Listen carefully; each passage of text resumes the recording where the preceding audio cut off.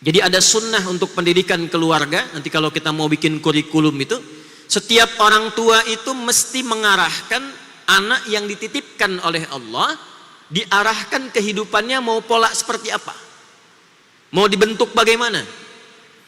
Misal, itu sejak dalam kandungan ketika ibu mulai mengandung, itu harus sudah punya rencana, Bu. Apakah anaknya mau diarahkan ke ahli tafsir, ahli hadis, dokter yang hafal Quran, arsitek yang paham hadis. Kalau arsitek sudah banyak, tapi arsitek yang paham hadis itu berapa banyak? Dokter sudah banyak, dokter yang paham fikih, paham Quran itu berapa banyak? Maka ditunjukkan di Quran surah ketiga Ali Imran ayat 35 itu, ya, dalam kisah Maryam alaihissalam, ketika mulai mengandung itu langsung menazarkan anaknya dengan tujuan kehidupan yang jelas. Idh qalat imra'atu Imran rabbi inni nazartu laka ma fi batni. Sejak dalam kandungan, ya Allah, aku bernazar untuk mendidik, mengarahkan anak yang sedang aku kandung ini. Jadi nanti di Islam itu ada pendidikan untuk anak prakandungan, saat dikandung, masa kelahiran, masa tumbang tumbuh kembang, masa remaja, masa dewasa, sampai pernikahan. Lengkap semua. Nah, sunnah nanti, sunnah tentang kandungan ini minimal diisi dengan doa, diteruskan muncullah kemudian tuntunan umum di Al-Quran surah ke-7 Al-A'raf di ayat ke-189. Minimal sudah ada doa. فَلَمَّا تَغَشَّاهَا حَمَلَتْ حَمْلًا خَفِيفًا فَمَرَّتْ بِهِ فَلَمَّا أَثْقَلَتْ دَعَوَا اللَّهَ رَبَّهُمَا لَئِنْ آتَيْتَنَا صَالِحًا لَنَكُونَنَّ مِنَ الشَّاكِرِينَ. Minimal dalam kandungan itu kita sudah arahkan dengan doa. Ya Allah, mohon minimal jadikan anak saya anak yang soleh. Tidak cukup dengan bapaknya namanya Pak Solihin. Ya, kalau tidak diisi dengan doa dan arahan, belum tentu anak ikut bapak. Karena Nuh pun alaihi salam soleh, tapi karena anaknya tak ikut arahan bapak, maka disebut oleh Quran innahu laisa min ahlik. Balik kembali. Jadi ketika dididik, disiapkan, diterima oleh Allah pendidikan itu, lalu dibimbing oleh Allah untuk mendapatkan kemudahan dalam berkehidupan. Jadi jangan dikira kalau bapak ibu menyiapkan anak dari sejak kandungan supaya dia dekat dengan Allah, itu dibiarkan begitu saja. Tidak. Kalau ikhtiar kita diterima, ibunya rajin tahajud, bapaknya cari yang halal, rezeki itu sudah diatur. Kita hanya diperintah untuk berikhtiar. Anda mau di ladang, mau di kebun, mau buka toko, mau yang di kantor, itu namanya saja, perintahnya jelas, kulu min thayyibati ma razaqnakum.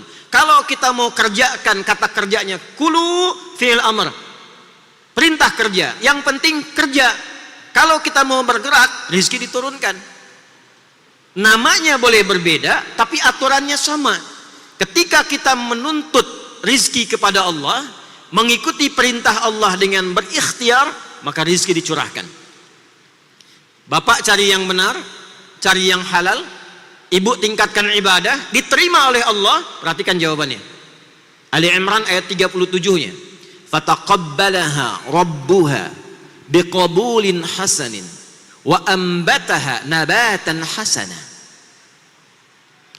Fataqabbalaha, maka ikhtiar orang tua yang ingin mendekatkan anaknya dengan Allah, dari sejak kandungan rajin baca Al-Quran, rajin tahajud, ayahnya cari nafkah yang halal, yang dimakan halal, dengan niat supaya anak itu diridhoi oleh Allah. Maka diterima ikhtiar orang tua itu oleh Allah. Wa ambataha nabatan hasana. Anda tidak akan capek merawatnya, karena Allah langsung yang mengatakan, saya yang menjaga pertumbuhan anak itu dan mengirimkan rezeki untuknya. Jadi kalau sudah begitu, dititipkan pada siapapun, Allah rawat. Wa kaffalaha Zakaria, yang rawat Nabi Zakaria, tapi ayatnya belum selesai. Kullama dakhala 'alaiha Zakaria al-mihraba wajada 'indaha rizqa. Qala ya Maryamu anna laki hadza. Perhatikan kalimat yang keluar di lisannya. Qalat huwa min 'indillah. Innallaha yarzuqu man yasha' bighairi hisab.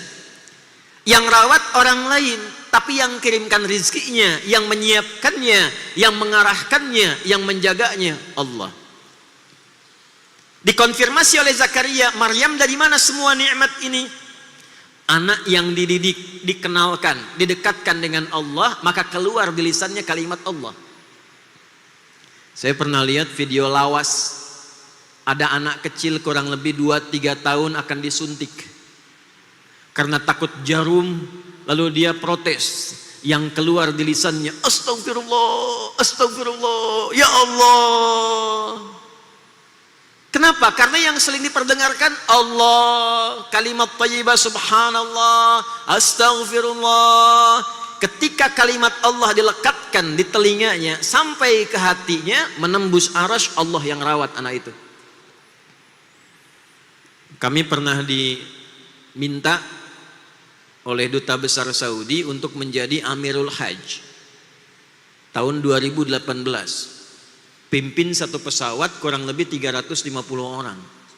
Saya tidak tahu siapa yang akan dibawa. Ketika sampai pertemuan hendak naik pesawat, saya baru tahu kurang lebih setengah dari semua penumpang pesawat itu adalah ahli Al-Quran. Yang hafal Quran anak-anak, usia ada yang 4 tahun, yang 5 tahun, yang 7 tahun. Yang hafal Quran anaknya, yang ikut haji ibunya, gurunya, musyrifnya, temannya, kerabatnya. Satu orang didekatkan kepada Allah, maka auranya menyebar kepada orang-orang yang ada di lingkungan sekitarannya. Itulah dahsyatnya kalau kita menyiapkan pendidikan sejak dini. Yang keluar Allah. Kalau bapak dekatkan dengan tayo, yang keluar tayo. Tayo, dia. Kalau didekatkan dengan robokar, ya keluarnya robot-robotan. Robokar volley, robokar apalagi itu, embers. Ya? Yang keluarnya mainan. Anda dekatkan dengan Allah, yang keluar nilai-nilai kemuliaan. Itulah sunnah yang berlaku dalam Al-Quran. Diterapkanlah oleh Abbas bin Abdul Muttalib radhiyallahu ta'ala anhu. Ketika masuk Islam, maka Islam merubah visi keluarganya untuk memberikan arah dalam berkehidupan. Maka disiapkanlah si bungsu untuk menjadi ulama ke depan. Si sulung menemani Nabi. Yang sulung ini Fudail namanya. Nanti Fudail ini beliau jadi asisten rumah tangganya Nabi dan orang yang nanti membawakan nampan wuduknya Nabi sebelum wafat di pangkuan Sayyidah Aisyah radhiyallahu taala anha. Kita akan kalau baca ibu di Aisyah ya, Nabi meninggalkan di pangkuan Sayyidah Aisyah. Masih ingat kan beliau wudhu dulu kan? Yang bawa nampan wudhunya siapa?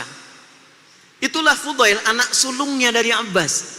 Jadi jelas Pak, anak pertama ini, anak kedua ini, yang bungsu ini. Kalau kita arahkan demikian, hidup rumah tangga itu lebih jelas dan terarah. Besok-besok anak pertama ibu ahli tafsir, kedua ahli hadis, ketiga ahli fikih, keempat usul fikih. Ketika ada persoalan, kakak, apa ayatnya? Quran surat sekian, ayat sekian, posisi kanan pojok ini. Apa hadisnya? Hadisnya di kitab ini, nomor sekian, yang ini tentang topiknya ini. Apa fikihnya? Begini tinjauan fikihnya, usul fikihnya, begini dasarnya. Selesai Bu, nggak perlu ikut pengajian Ustadz Adi, selesai di rumah tuh.